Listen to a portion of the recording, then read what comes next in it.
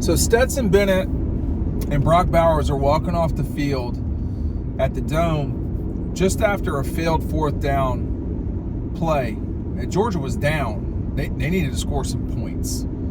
And they failed in the red zone. And, Stetson had thrown a ball, kind of a little quick out to Brock Bowers, who was tackled.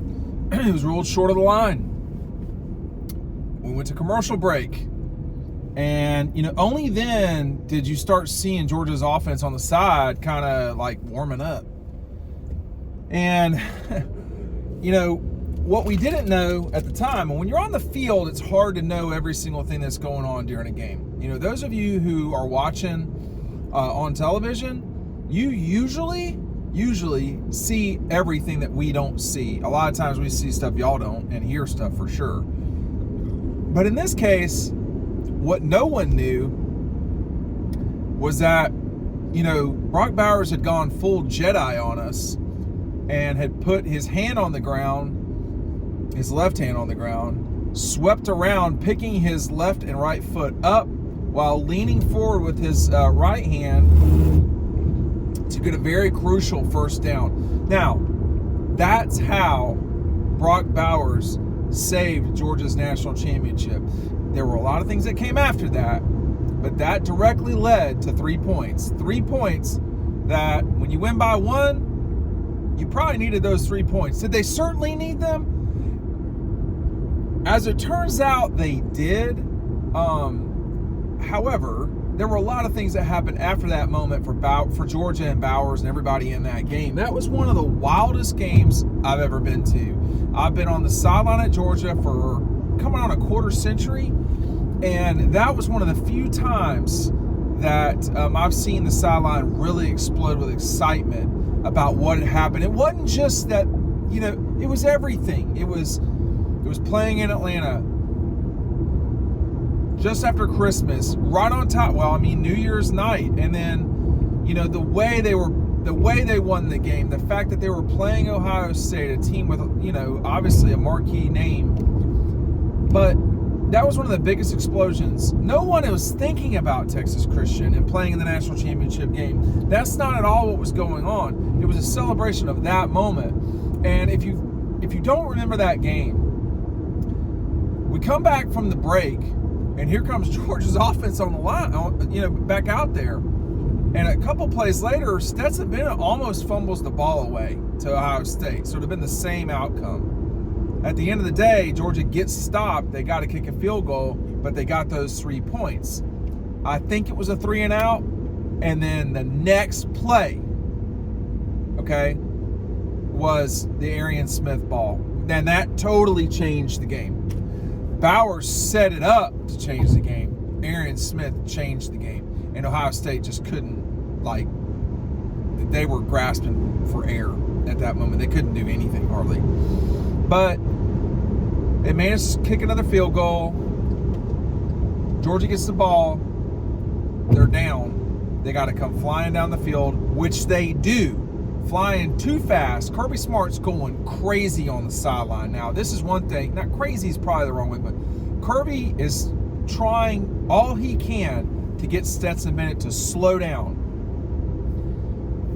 Now, in that moment, what's going on is, I'll just tell you what, for me, I've learned over time that you need to be in the end zone. If there's way too much stuff that happens in the end zone in championship moments, that's where the game is almost always decided when it's a tight game. Well, in this case, I'm in the end zone. A.D. Mitchell is coming right at me. Let me get to that in a second. Stetson and them, they get going. And they're going fast. Like, they're getting down the field fast. And all of a sudden, it's like, well, you're going too fast. So Kirby's like, is trying to. But the problem was on the field, okay? And in the arena and on the field, and this was what Kirby was warning against, and he was correct. He wanted them to slow down. But and he's right. He's 100% right. And I think he'd agree with me if he were sitting right here. Man, even though that's right, when you get momentum in sports, it's really hard to stop momentum just to start it again. And so I think Stetson was wrong. I mean, you know, it came down to what's Stetson doing? What is Stetson going to do to get Georgia into the end zone? Well, he got him in the end zone with like a lot of time left. That was the problem. You could hear the screech from the Georgia fans when A.D. Mitchell came down with the ball, okay? Then they had to survive an Ohio State team that had stalled for sure. I mean, this Ohio State team that had a double-digit lead. They seemed to have Georgia beat, but then Georgia rolled back out with, outscoring them by 15 points in the fourth quarter, 18-3. My math's right.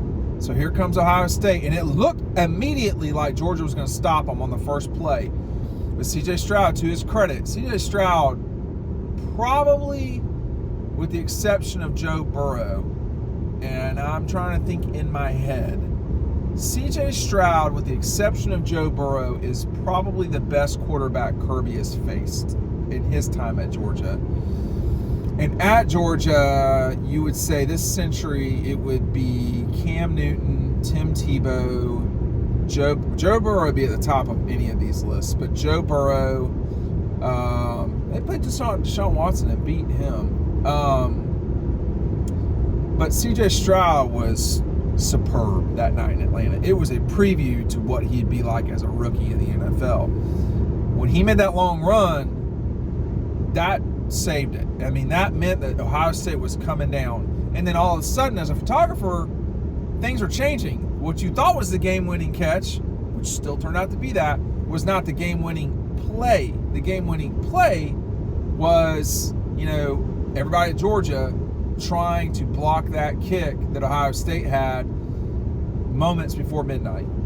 And to set the scene, to my right, I didn't move. I was still in the corner of the end zone. To my right was Justin Schaefer, who plays for the Falcons and played at Georgia. Darnell Washington, who was on crutches and was not quite to the bench yet. And here comes the kicker for Ohio State. It was not a good kick. It was a bad kick. The one that he made before that was with Sidewinder. It was not a good look. And he missed it. He had two really bad kicks, and he needed them both. He got one. And so the place erupted. I mean, I've been at the Dome many times. I've been at the Georgia Dome. I was there for Goldberg and Hulk Hogan. That's probably the loudest I've ever heard it. That's the second loudest I've heard it. And the other one was when, Alec Ogletree took back a block kick to give Georgia, I think it was a 10-point lead against Alabama in the third quarter of that game in 2012. Those two moments, and then the A.D. Mitchell catch plus the missed kick for Ohio State, it was deafening. And the crazy thing was, that was, Georgia had the majority of fans, probably 60-ish%, maybe 65, but it wasn't 100%. Just like, when they were playing Alabama in 12.